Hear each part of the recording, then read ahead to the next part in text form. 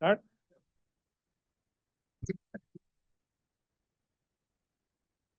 Good morning, everyone. Thank you. Glad to hear excitement from the audience when the outside weather is so gruesome. But anyway, thank you and welcome to the Innovation Expo of 2025.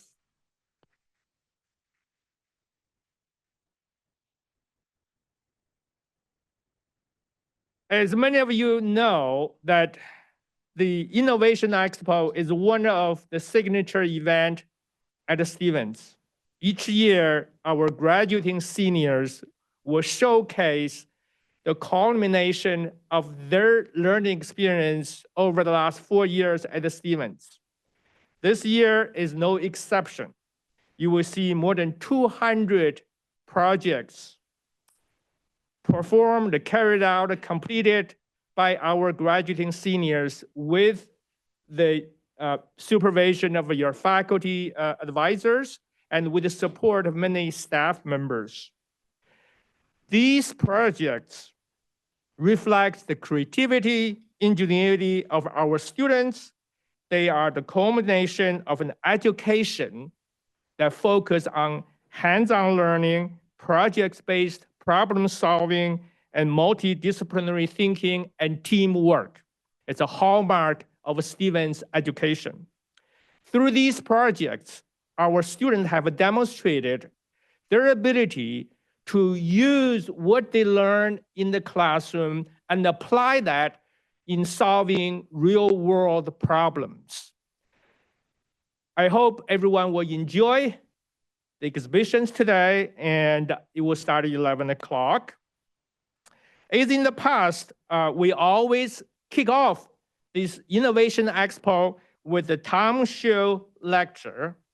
And this lecture is designed to feature notable visiting entrepreneurs and executives who have started successful businesses or improved the financial performance of existing companies. Now I would like to introduce or invite the president of Stevens Institute of Technology, Dr. Nermin Farwadin, to introduce our honored lecturer today. Thank you.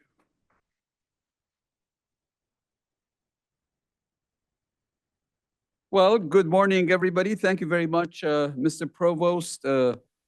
I hope in the future I will remember that you're a provost and our pope, our new pope is Mr. Prevost. Yeah. But those two are not to be confused. I am delighted to welcome all of you here. I'm obviously extremely excited about this event. And I want to remind everybody that this event, the Innovation Expo, and all of the activities associated with the Innovation Expo, including the Thomas Scholl Lecture and the answering competition, which is later in the day, they are all a manifestation of the innovative spirit that has been a legacy of this institution for 155 years. And it reminds all of us that this legacy continues to live on.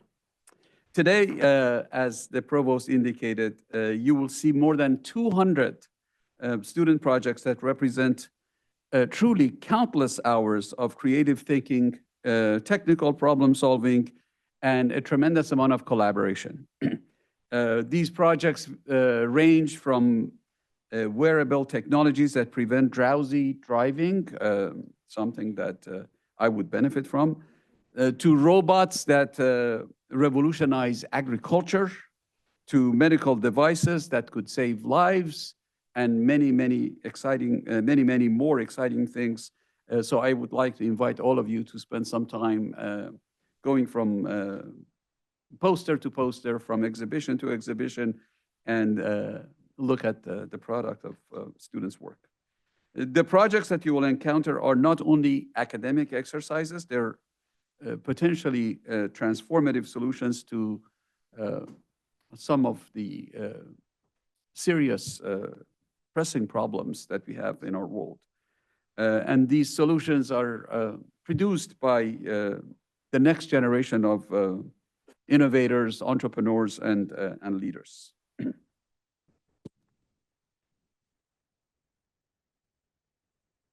In addition to that, we've had for a decade the Innovation Expo Ansari Entrepreneurship Competition, where our most promising student ventures actually compete for significant funding to turn their ideas into viable businesses. Many successful startups have emerged from this competition, and I am excited to see which ones will prevail this afternoon. So for those of you who have not participated in the Ansari competition and have the time, I encourage you to go to the event. It's one of the most exciting events of the day. But the main reason I'm here today is to talk about the Thomas Scholl Lecture and the Thomas Scholl lecturer who's patiently standing over there waiting for me to wrap up my comments. I want to say that we, as a whole university, are honored this morning to welcome Mr. Nathan Schultz, who's president and CEO of Chegg, as our Thomas H. Scholl lecturer. Nathan's journey embodies the entrepreneurial spirit we celebrate today, having dedicated his career to putting students first, and he will tell you a lot more about it. He has helped transform Chegg into one of the world's largest global educators, serving more than 7 million students worldwide. This is a serious, large, impactful enterprise. I should note that just 2 months ago, Chegg demonstrated its commitment to Stevens students by making a significant contribution to our iSTEM and Launchpad programs to provide crucial funding for student-led startups. Nathan, we are deeply grateful to you and to Chegg for this investment in the students in this university. The Thomas H. Scholl Lecture by Visiting Entrepreneurs is made possible through the generosity of Mr. Thomas Scholl, who is a dear friend of mine, whom I have known for a little more than 3 decades, and also a successful entrepreneur, technology innovator, and Stevens Emeritus trustee, who's been directly involved in more than 50 startup companies. Tom's dedication to nurturing the next generation of entrepreneurs at Stevens has been transformative, and we are indebted to him for his vision and his support. And I'd like to take a moment to tell you about the name of this lecture series, which is the Thomas H. Scholl Lecture by Visiting Entrepreneurs. I was directly involved in discussing with Tom and negotiating the name of this generous gift that he gave us. And he insisted that visiting entrepreneurs must be in the title, because I was originally suggesting to him a simpler title for this lecture series, like a Thomas Scholl Lecture on Entrepreneurship. No, I'm not interested in that. And I wanted to know why. I mean, he was being really finicky about this, and I needed to understand where this sensitivity comes from. He said, I have been in this business for a long time, and I hear a lot of philosophical, theoretical lectures on entrepreneurship. I am not interested in any of those. I want somebody who's been in the trenches, somebody who has struggled with the challenges that a real entrepreneur has to deal with. And I want those experiences to be shared with members of our community and in our students. And therefore, I insist that this should be by a visiting entrepreneur, such as Nathan Schultz. So without further ado, I have the pleasure of introducing Nathan Schultz, who will deliver a lecture titled, Take Control, Own the Game, Shape Your Future. So please take control of the podium, Nathan. We're delighted you're here. Thank you very much.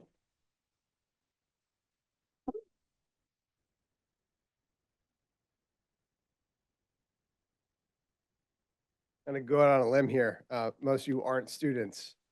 I'm going to say, right? I guess the students are probably still sleeping a little bit, right? I talked to some seniors yesterday. They were saying it's their last week. And I was like, so you're still in it to win it? And they're like, no, I haven't done anything in a week. I was like, I understand. I get it. It's okay. It's okay. Well, thank you very much for having me and good morning. As the slide says, I'm Nathan Schultz. I am the CEO of Chegg. I'm super excited to be here. And I learned this morning I'm 12 credits away from finishing my Stevens Master's in Finance. So I will do that when I get home, I promise you. It's the first thing on my list, right, Shelby? All right, fantastic. All right, so today, as the slide says, it's a great title of a speech. I hope I can actually deliver on this promise.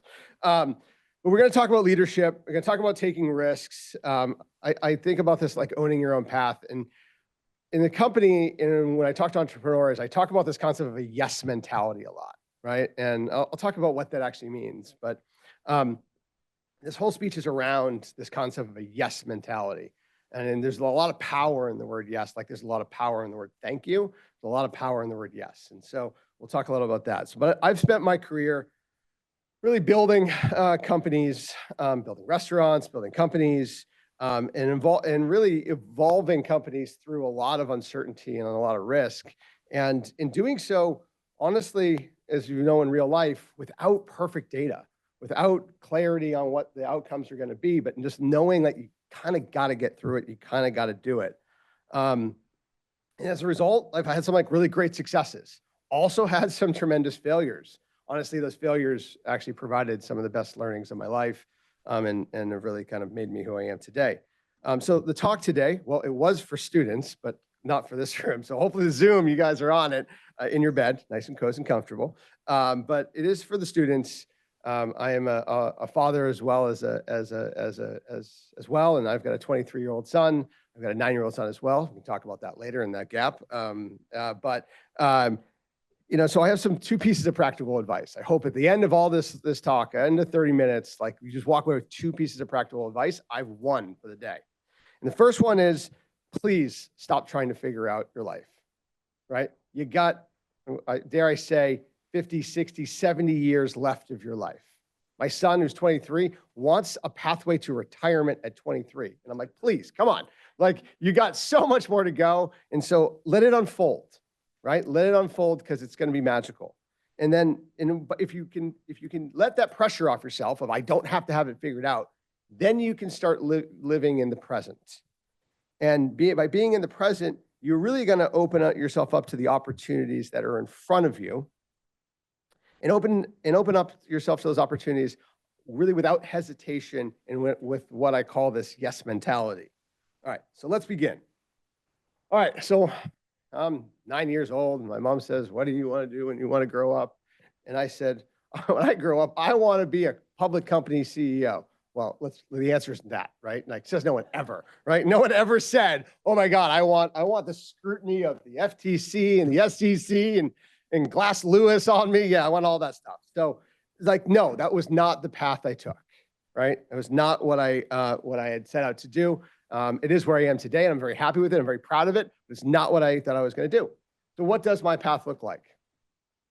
So I started off in honestly a working class family in Massachusetts in a small town called Topsfield, Mass. We are best known for our fair. We have the oldest county fair in the country, where you have the biggest pumpkin competition. So yeah, a great place to grow up. I went to private school for high school, not because I came from a wealthy family, but because I am a byproduct of a whole amalgamations of neurodivergencies, frankly. You name it, I probably had it as a child or worked through it. And this is one reason I support so much the iSTEM program that you guys have going on over here. But I had to go to a private school because I had to go to a place where I needed very small classrooms in order for me to excel. I went and moved myself after this nice little world in Massachusetts to Elon College, North Carolina, and went to Elon. At the time, it was called Elon College, now Elon University. I majored in history and American English, so U.S. history and American literature, technically. And I thought I was going to be a lawyer. I worked all the way through college in a law firm to pay through college, and then that didn't happen. I moved myself back to Boston and started in higher education publishing. So I've actually spent my entire career in some form of higher education. And honestly, with a degree in US history and American literature, what the heck else was I going to do? Right? Like, it was either going to be a teacher or I was going to go into publishing. So I found my kindred spirits and we all got together and we went into publishing.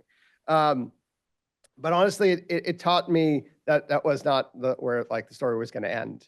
I wound up through that really thinking about what could be better in the education, in the higher education publishing sector itself. And I wound up building a company, moving to New York again, kind of on a whim. Moving myself once again into New York this time, and started a company called Monument Information Resource, which was the first data consultancy for higher education publishing, and building that company with a group of friends, and wound up selling it to a company just down the road in New Providence, New Jersey, called Bowker. They're the company that owns the numbers on the back of all the books called ISBNs. If you ever noticed, great business. And that's at the time when I went to graduate school here at Stevens. But as I said, 12 credits away. And why is that? Is because once again, I said, you know, I need some more risk in my life.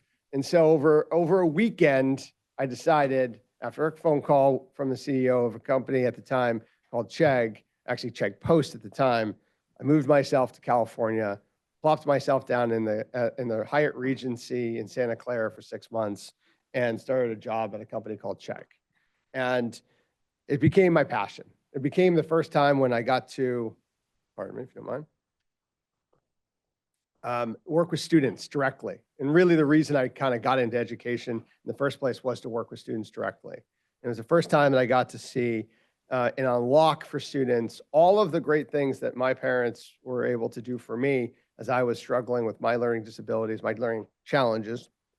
I don't like to refer to them as disabilities, so challenges. As a child, my parents, you know, they provided the support system. But as I went through college, I really did realize that we don't really have that on a national scale. And this gave me the opportunity to really do that and build what we have today.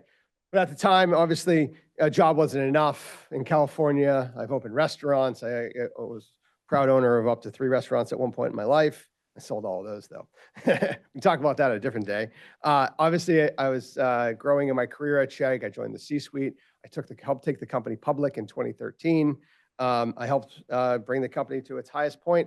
And obviously now, now I'm obviously on the, as the CEO, helped to navigate it through one of the most turbulent times, I think, in education as we face today. I lay this out because clearly my path is not one that is a straight line. My path is one that took lots of twists and turns. But my path is not one that like happened by accident, right? All these risks I took every single time I decided to upend my life on a weekend and move to another state or take a new job is one because I have this like really big concept of just saying yes. Maybe foolishly sometimes, but yes, I like to say yes first. And, you know, it frankly would have been easier, would have been simpler if I simply said no, but that's not who I am. Honestly, it's the reality of that is that it led me to being uncomfortable, and it led me to places of like living that uncomfortability helped me grow, right? So what I want to do now is actually take that whole concept and like nothing is good unless you put it into application. So let's talk about the evolution of Chegg. Let's talk about how a yes mentality and the risks that I took in life then led to me the risks I took in business. Okay. So as I said, I joined Chegg back in 2008. At the time, we were originally a textbook rental company. Not a very sexy industry, if you would. We were renting textbooks. But over time, we had the opportunity to really change the company and really transition the company into what it is today. And today, it's a fully digital learning platform with an audience of tens of millions of students around the world. Obviously, I said I served in a number of roles over those 18 years. In each of these roles, in each of these moments, there was like a series of inflection points that we'll talk about today that we had to make. Even though we had probably pretty opaque data, we had not a clear understanding of where we were going to go with it. We know what the end goal wanted to be, but we didn't know what the road was going to be to get there. And so these are the risks I think about that are inherent in life. They're inherent in they're even more inherent in the business world.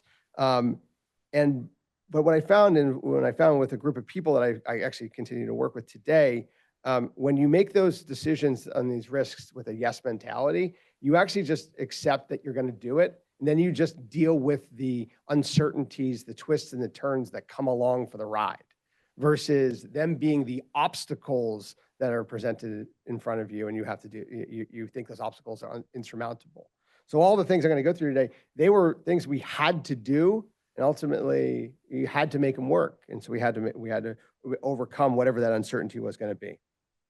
So one of the first products we built was very simple, as we wanted to transition from being just a textbook company and being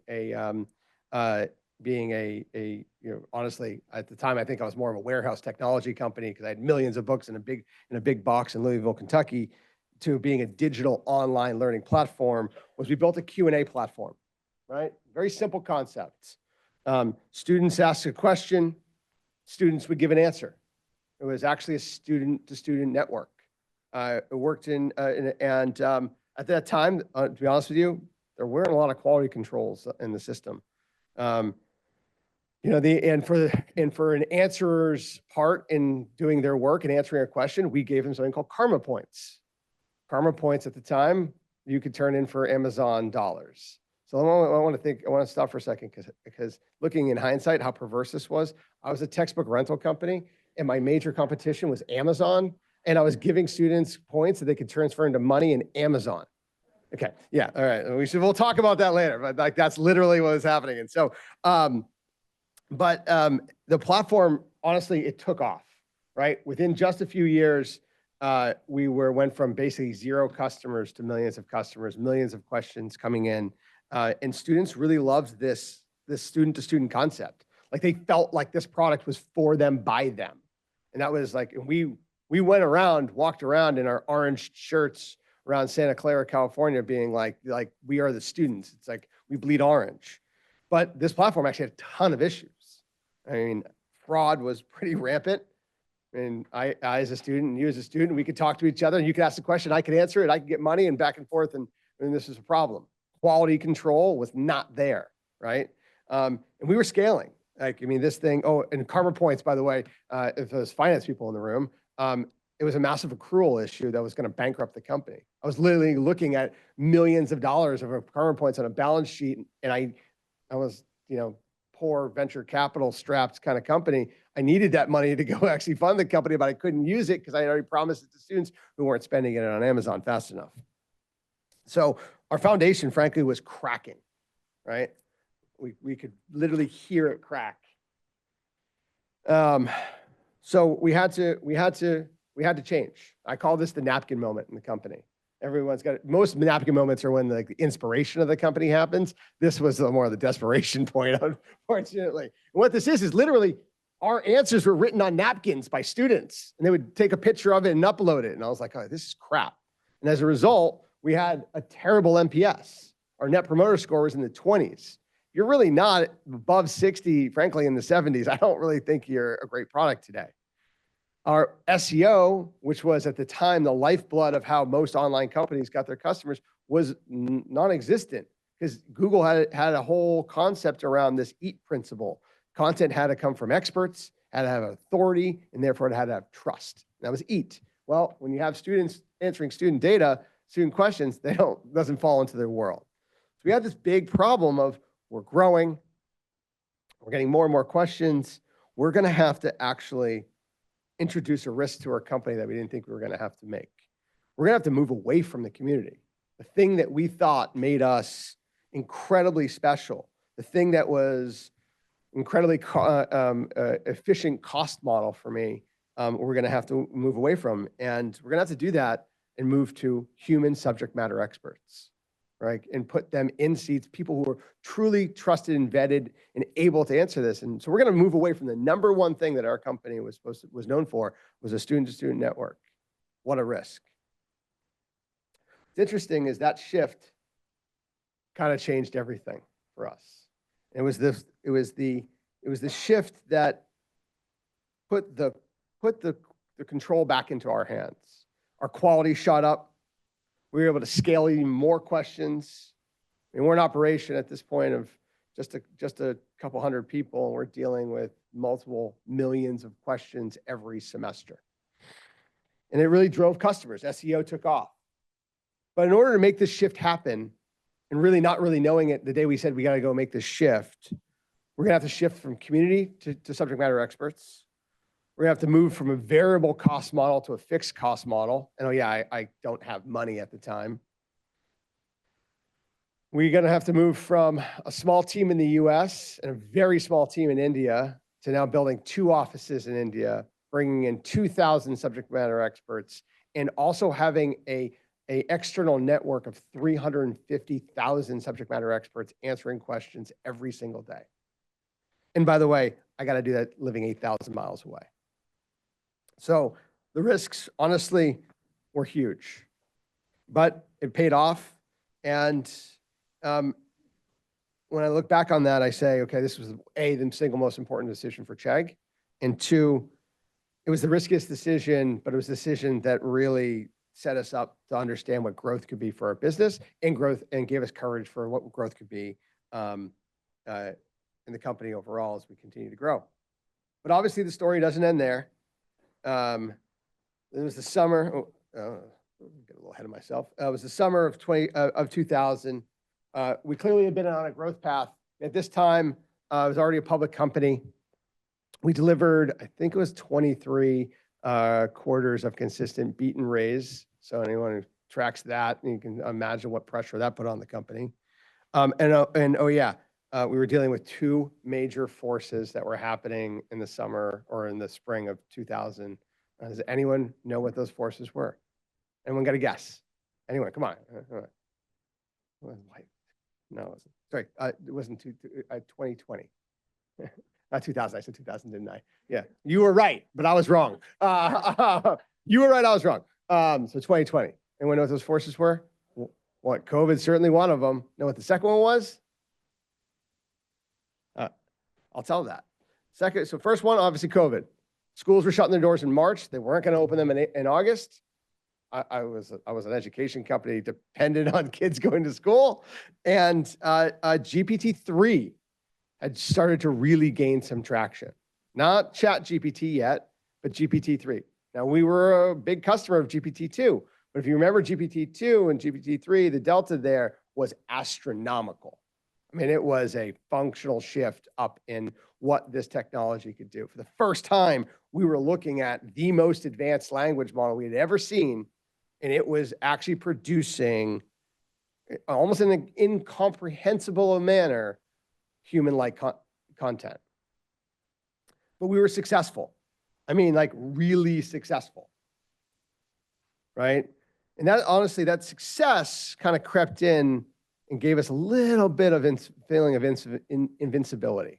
Not in a good way, honestly, but in a way that gave us that false sense of security. That, and frankly, in this false sense of security, I can look back today and say we were not recognizing the technology, the techno-economic paradigm shift that is happening and bulldozing industries today. So looking back, I clearly can see this in my mirror every morning and say, okay, well, you know, I had just been named COO at the time. It's November now of 2022, just named COO. The game had changed, and we had, again, no choice but to think about, you know, how are we going to embrace the fact that the internet has become instantaneous? Search was always fast, but it was still something that you had to engage in. Now you had this technology that was talking to you, that was creating this instantaneous nature, and your expectations of what the internet could do and technology could do had wildly changed. So once again, we had to say to ourselves, is subject matter experts and humans enough? How are we going to meet this new kind of this new understanding? We just built this foundation on delivering, you know, high quality content, you know, ensuring a customer experience and having it all backed by real subject matter humans, by subject matter experts. But as I said, suddenly that wasn't enough, right? Our expectations of what technology needed to be was instantaneous, and we were not instantaneous. So we had to evolve. We had to bring another risk into our company.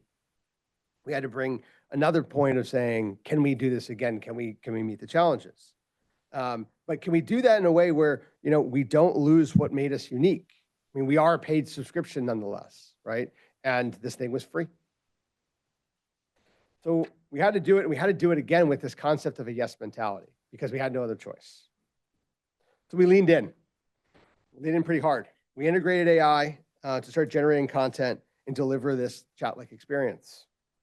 Guess what? It worked. Worked quite well, actually.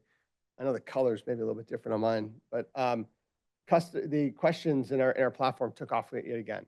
We went from, at this time, I think the high point, we were probably answering about 28 million questions a year from students.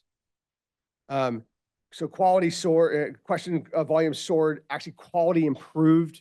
We were able to leverage technology to now do some of that QC work that was necessary to make sure we were delivering the highest quality experience we possibly could. And the overall cost to service students, the individual student, actually dropped. So kind of a win-win for the business. We had to take this leap, honestly, not knowing where it was going to land. We had to jump, we had to reinvent ourselves, and we had to do with that same quality that I had talked about that built kind of the bedrock of our company. We had to do that with making sure we were delivering real value to students, because at the end of the day, that's what really mattered. We had to ensure, as I say at the office all the time and to our staff, in education, you don't have an opportunity to get it wrong for students. You got to make it right. And so we had to do that while charging $19.95 a month in the face of kind of the world that we have today.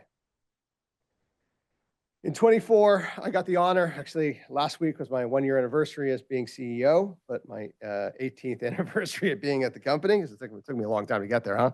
I had the honor of taking the seat and, going through that, going through the interview process.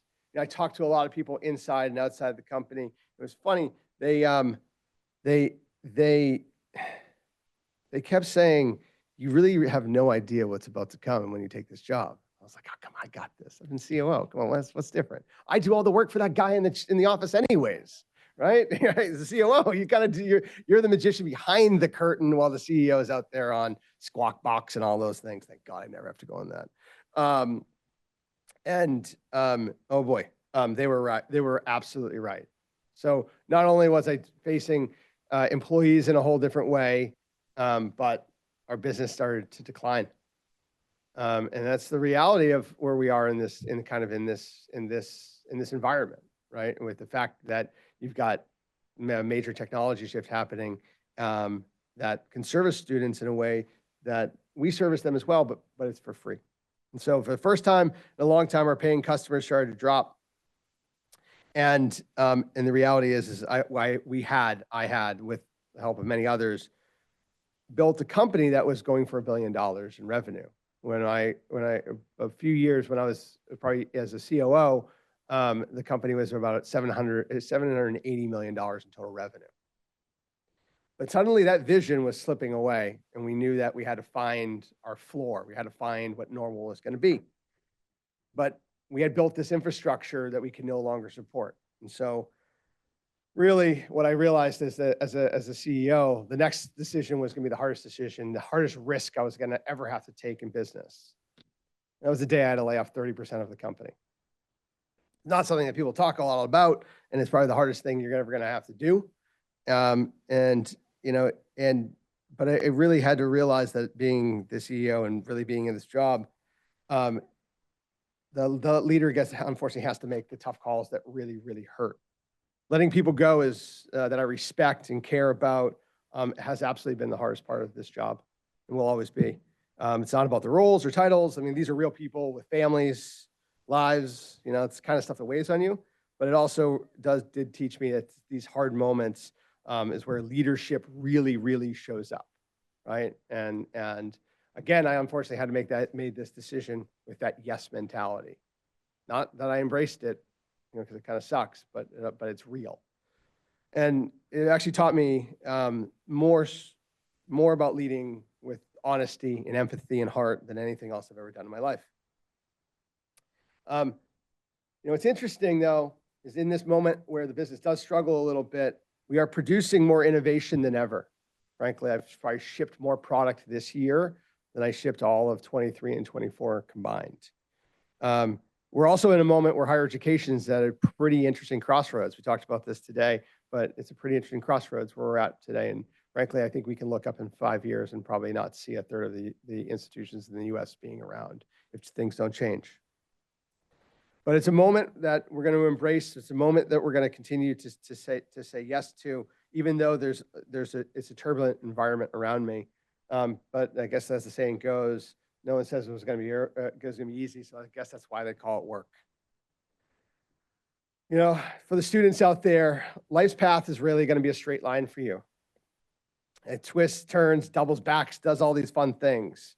But owning that future really means leaning into it, means leaning into the uncertainty that you're going to face, right? And in that time, trying to make those risky but smart decisions, right? As you can see in my career, I took a ton of risks, whether that was starting a company in Princeton, New Jersey, whether that was opening 3 restaurants, that was a risky thing unto itself, whether that was joining Chegg, and frankly, the risk of being in this very position as CEO of an education company in the moment where education finds itself. But I want to go back to the central points of really not needing to have it figured out, because if I knew all that back then, I probably wouldn't have taken this route that has gotten me to where I am today. So I come back to take the pressure off yourself and just focus on those next steps that feel right to you. Take the moment with that really nice yes mentality that you should have, right? I like to think of harnessing that moment of uncomfortability that comes from making these decisions without perfect data. And actually, that's what creates urgency. That's what creates leadership. That's what creates that community around you. So as I end this, and you seniors at Stevens go off, and the rest of you go back to your next semester, do so with this yes mentality, and saying yes first, then trying to figure out how to make it work second, right? I think this mindset has led me and will lead you to take risks that I promise will pay off. Whether they're success or failures, they'll pay off in learnings in life. They'll pay off in making your life a lot richer. As I said earlier, there's an incredible power in just starting off with yes versus starting off with no. It keeps you open to growth, keeps you open to these new pathways and possibilities that honestly you might never see. So I encourage you to try it. Because remember, ultimately, growth does not come from your comfort zone. Growth comes from being uncomfortable and getting outside that comfort zone. So my wish for all, my wish for all entrepreneurs, all the future leaders, to leave here again with those 2 simple points. Life is not sorted in a day, so take it day by day. Then embrace the uncertainty of the times to come. Take the risks, lead through them, enjoy the ride, but do so by first saying yes. And with that, thank you very much for the opportunity to speak today.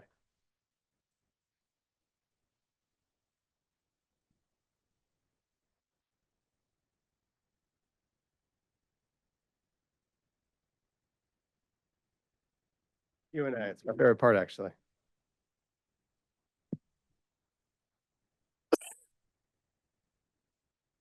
Question. Yes, please. Yeah, okay. Are naysayers and don't want to come along for the ride. Any advice on the approach to handling everyone else who's not saying yes?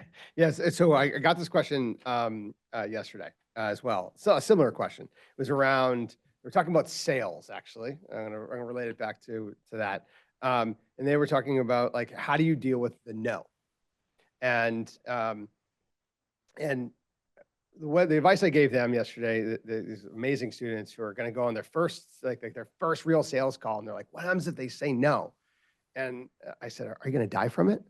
And they're like, I don't think I'm going to die from it. They're going to say no. And I'm like, so the sun's going to come up tomorrow. The moon's going to set that evening. Like, life is going to go on. There's going to be many people in your world that are going to say no. So what?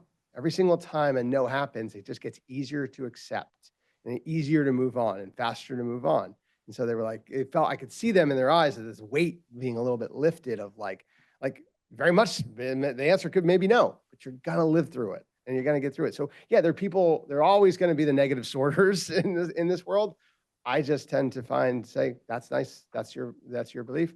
I'm gonna move on because I'm gonna surround myself with the folks that don't necessarily believe in the same things I believe, but are on the same mission that I'm on. So I don't know. I hope that, I know I related it to sales and their thing, but I always find that, you know, like there will be people who will say no all the time. It's just the more you listen to it and just go through it, the less it becomes what you actually listen to. Thank you. You're welcome.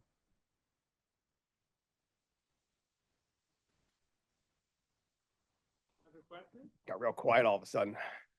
Real quiet in here. One of the great slides showed business going up and then you.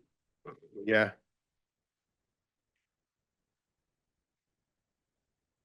The rate of innovation in market. You know, a week ago, a speaker on AI construction was talking about, I don't know whether it was over the last 10 or 20 years, but from construction total has doubled, but the GDP has only grown 60%.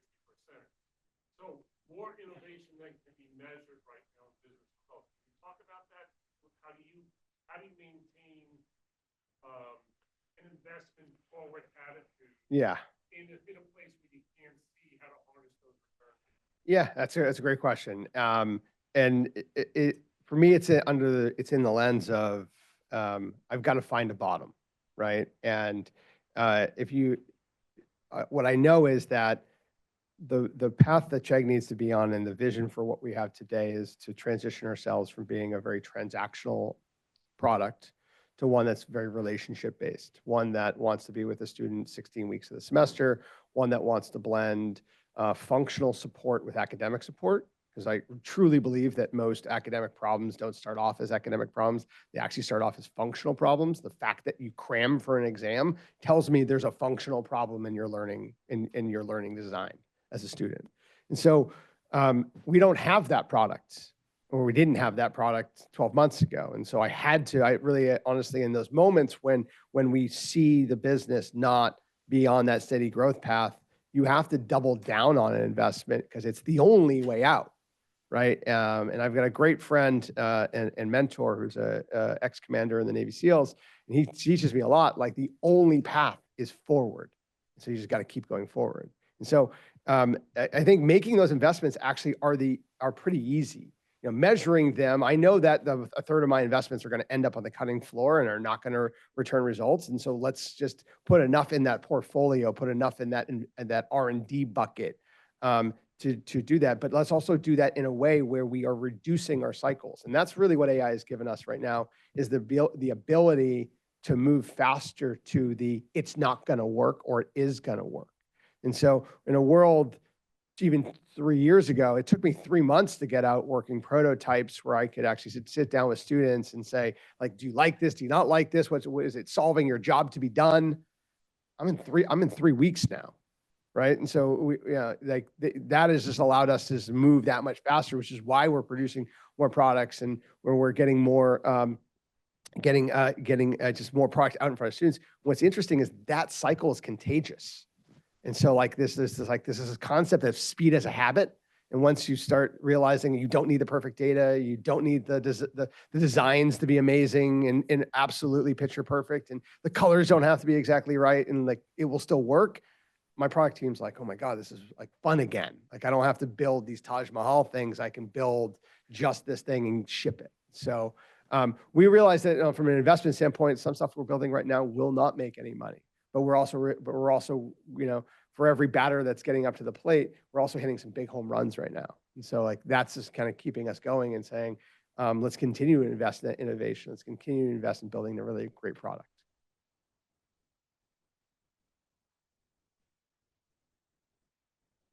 Yep.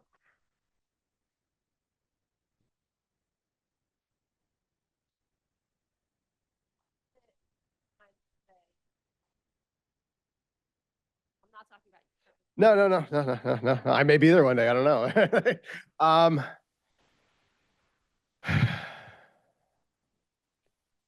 a tough thing to answer because I personally haven't had the experience of it.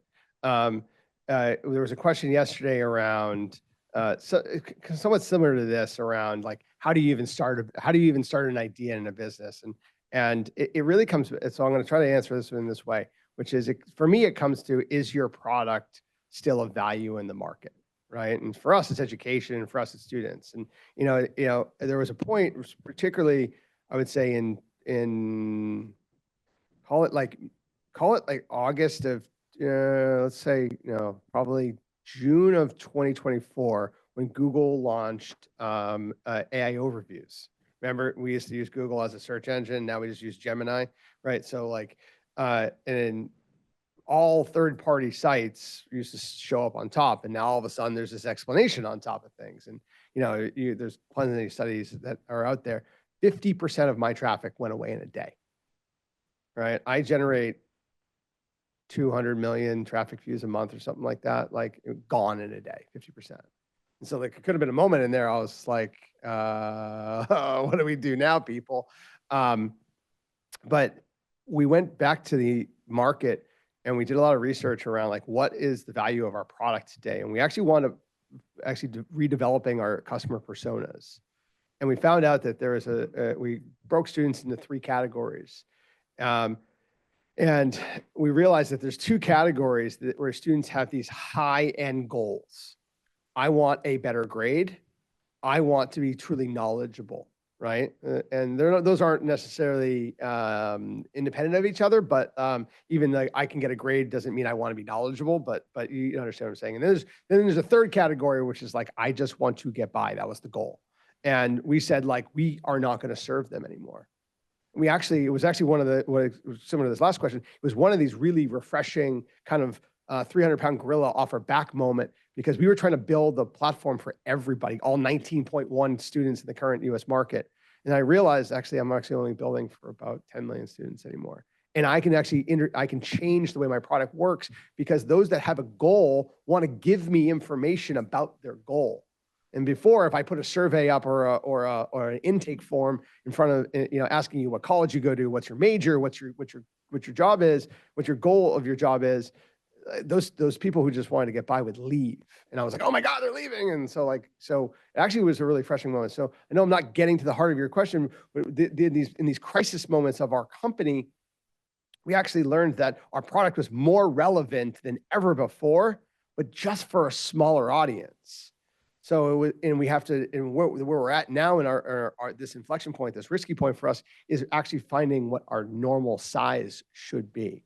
So I don't think I don't think any product should necessarily fold unless like the economics of this thing don't work. Well, take textbook rental as an example. The economics were terribly wrong. I bought a book for $150. I rented it for $20. That was never going to work, right? So but if your economics work, why would you ever shut your company? You just redefine who your customer is. And in doing so, we were able to actually redefine our product from the inside out.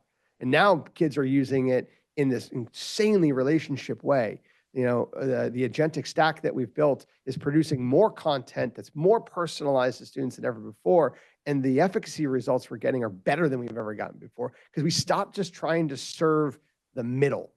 We really started to serve the students that were raising their hands saying, I want to learn. I want a better grade. And that's become just phenomenal for us. Hope it answers the question. Uh-oh, that's the toughest question I'm going to get all day right here.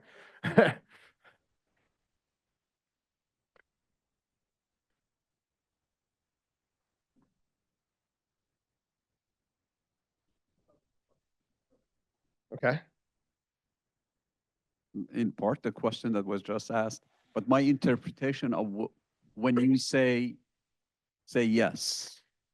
I actually had a meeting with a student recently who is a graduating senior. She's getting a job, and she said, President Farvardin, give me your advice for what I should do in my new job to be successful. I don't know anybody there. I haven't had the experience of working. And I told her, say yes. Okay. And I had not even come to Say kindred spirits. Yes, exactly. But my interpretation of what I told her and what I heard from Nathan is not to be stupid and say yes. Right? Yes, I agree.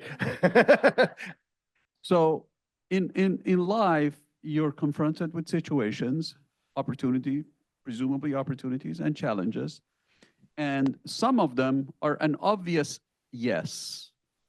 Any halfway smart person will say yes to them. Some of them are obviously no. I mean, if I'm standing on top of a cliff and somebody says, jump off the cliff, I'm not going to say yes. That's Unless it's your stupid. thing and you got a parachute, then you're doing it, right? Yes, of course. My interpretation is that in life, there are a lot of uncertainties. And there are some people who in those uncertain situations tend to remain open-minded and optimistic and look at the opportunities within those uncertainties. Yeah. And there's another group of people who only see the risks and the possibility of things going wrong. And what I'm hearing from Nathan is be as positive as you can be in those situations. Yeah, because Would you like to react to that's this? exactly right. I mean, at the end of the day, if you start with that no, then honestly, I feel like it's a step to that whatever you're working on not succeeding. By starting with the yes, your next question. I mean, I've worked with my CTO for the last 15 years, and we have the same mentality. And the next question is, once we say yes, we got to go do that. Is okay. What's the first thing we have to do in order to get to start moving? But if we started with no, we'd have already shut our minds down to that. And we would have said, we're not doing it. All right, good, we're done. But like the reality in business, I don't really get to choose half the times the things I work on, right? I didn't choose that I needed to change from having human subject matter experts answering questions and make my site go from a place. I mean, I thought it was pretty darn novel. You could ask a question and in 30 minutes or less, you're getting a customized learning experience. You know, honestly is faster than ordering a pizza. Like it's pretty damn good. And overnight, the internet went instantaneous on me. Like ChatGPT came out and the idea that you could get the answer right there, regardless if it was right or wrong at that time, right? But you could get it right there. I normally would have said like if that never happened, I would probably still be a human-based platform, 100% human-based platform, 100% kind of asynchronous today because it works really, really well. But in that moment, we had to say, shit, like our customers clearly as early adopters of every technology. I mean, that's one of the things that I think is so fun about working at Chegg is working with college students, and college students are massive early adopters of technology. And so we have to do this. We've got no choice. If they're going to think of me as this old, they're going to think of me as Yahoo. Like I don't want to be thought as Yahoo. So you know, my boss ran Yahoo. So I like to say that shit to him all the time. He's going to hate that. He's going to listen to this. He's gonna be like, why'd you bring that up? But they would literally think of us as this older platform. And we had to think of ourselves as this modern platform. And so in those moments of like, I don't want to do this. No, I got to say yes and say, okay, what's next step? What's the step after that? What's the step after that? So, any other questions I can answer? Yeah. I got my students now. I know Hey. you. I've been spending some time with you. They got great stuff. Yeah, I saw you yesterday. It was awesome. So like with the idea of a college degree kind of becoming a piece of paper with, higher education in turmoil. and You're as- making a lot of friends in this room by right now. I just want you to know that. and with like the idea of students doing more outside the classroom to really ultimately support what they're working on, like a design team with a solar car or with a group of entrepreneurial students. How is Chegg looking to shift based upon that paradigm where, as opposed to students asking questions that are based upon questions in the classroom, Yeah. questions for what they're doing outside the classroom and supporting that? That's great. It's a great question. I love that. I think on the academic side, we will always be somewhat of the other side of the coin of what's being taught inside the classroom. We're a supportive technology, not a replacement technology, right? When it comes down to our academic components. Where we are, I think, a replacement is on the or frankly, it doesn't exist, is on the functional support side of helping students understand how to be a student. And so we're really inventing the curriculum. I think, I don't know if Stevens does it, but I remember at Elon, in my first semester, they made me take this like college success class, and it was like how to do your laundry and like these really weird things. And I'm like, why am I taking this class? And that didn't teach me how to be a student, frankly, and so we're really redefining what that college success looks like from a functional side and trying to bring it into the shell of the academic support we do. So that's one area that we're trying to really push and get students prepared for the fact that you're about to go into 16 weeks and the classes you're taking are hard and you're going to need to probably cover all of this material, and how do you prepare yourself for it? And then the second area where we're really leaning hard into that is in the skills area. So I have a whole skills business that is all about connecting this learning to earning arc that we think about. And we all went to college with one real goal in mind, which was to get this great degree, but also get a job.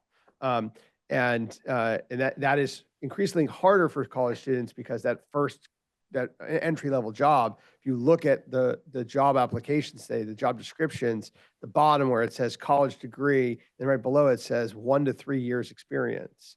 Well, how do you have 1 to 3 years experience if you're just in college? That doesn't work. As hiring managers, they're afraid to take a leap on a college student because frankly, it's their reputation in the company. Well, Billy hires some really bad people. Well, Billy just took risks on fresh grads. So we're developing entire curriculums around what the modern skills are for students coming out of school, whether that's AI literacy, digital literacy, even frankly, some level of coding, so some appreciation for what every department in school, in corporations do. Just because you're an engineer, you kind of do need to know what marketing does. You need to know what finance does. You need to know how to interact with the corporate environment around you, or frankly, you're a fish out of water. So that's where we're leaning in. On the academic side, we're supporting technology. We'll always be. And what we want the most for the most in academia is for them to continue to evolve the curriculum, particularly on the assessment side, evolve formative and summative assessments to be far more authentic than I think that they are today. And then from there, curriculum will evolve and we'll just continue to evolve with it. Yeah, thanks. That's awesome. No, appreciate it. I love the question. Oh. Quick question for you. The last few weeks, every major companies moving to an AI first coding activity. You start with AI first before the engineers write a line of code. How are you guys approaching that as one part of the question and in an AI first economy? And then secondly, what does that mean for, as a parent who just finished paying for 4 years of education? Where do you see the 4-year graduation program process going through over the next few years? Yeah. Will it still exist? Yeah, that's not a loaded question at all, right? Let's talk about the first one. So we also bit hard on this about a year ago, and it was a little perverse. We had to make it a corporate mandate. I would have thought everyone would want to jump into this new technology, but the reality is, I think it's like, I don't know if you ever remember that book, Who Moved My Cheese, from a long time ago, but yeah, it's like, oh, this new thing, I got to run away from it, not embrace it. But we've made it a mandate in the company, and we use a number of technologies now that, first we set up our teams differently. Everything starts in my world with a structural change. And so if you create product as an assembly line, and I think many companies fall into this, get lulled into product writes requirements. Design does Figma level designs. Figma level designs get passed off to engineering and so on. So it becomes very industrial in its creation of product. So I changed that by saying, okay, well, every product team is no longer a product team, it's a pod. The pods are designed of a product leader, 8 engineers, 1 designer, and they work on problems in discrete timelines. And we said, okay, well, so your timelines are now half of what they used to be. So you don't have a choice of waiting that 3 months that you could get something out, and you've got a month and a half. What they surprised me with is they can do it in 3 weeks, and that's because we're using these technologies like Curious.ai, which allows you to drop in a design, and instantly you've got decent enough code, both in a React standpoint, so you could have it on the web, you can have it on native, in a way that you can prototype it. And so that once the team started to see that, they're like, oh, this is fun again, right? Honestly, you can see the sparkle in their eyes versus I got to write, nobody wants to write acceptance criteria, right? Nobody said I'm going to wake up today and write the acceptance criteria for this product. Now you can just say, you know, we can literally give the product to GPT and say, write me acceptance criteria. Here's my product. It does this. Write me the acceptance criteria. Done. Now, so we're freeing up all the cycles. So what we like, I think about like where I'm living is in a world of abundance, and that abundance we're seeing is an abundance in creativity, not an abundance, because of what AI is doing for us. Now, for the second part of the question, that's the hardest part of the question. I'm trying to avoid that part of the question.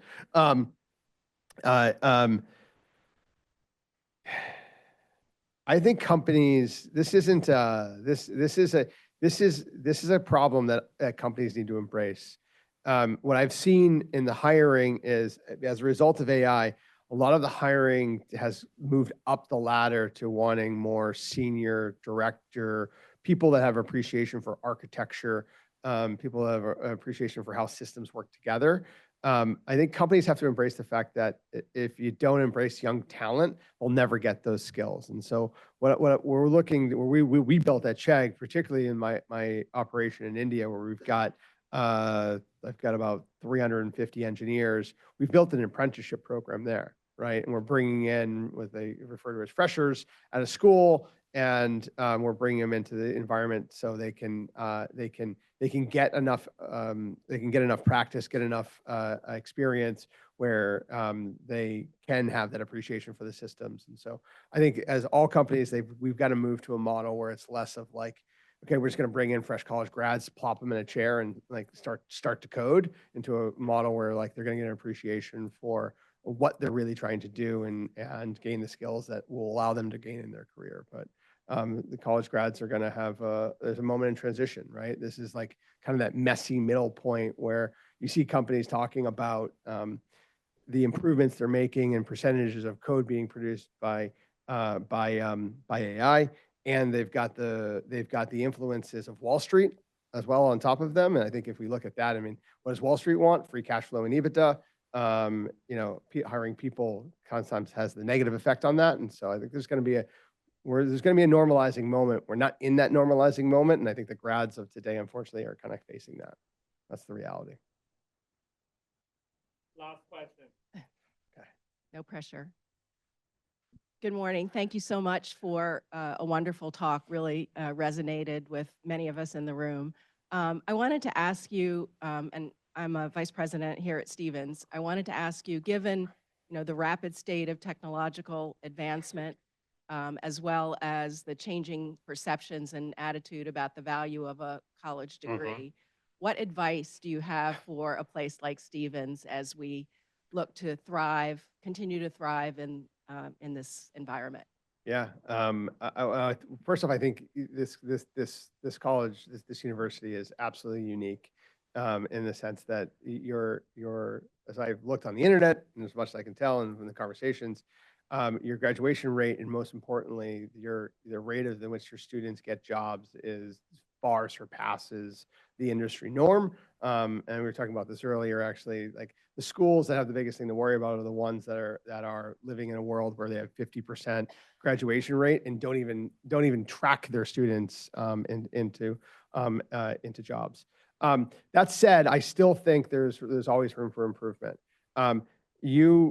You guys sit in Hoboken, New Jersey. You're right across the river from like the largest microeconomic environment in the world. Like, tap into that.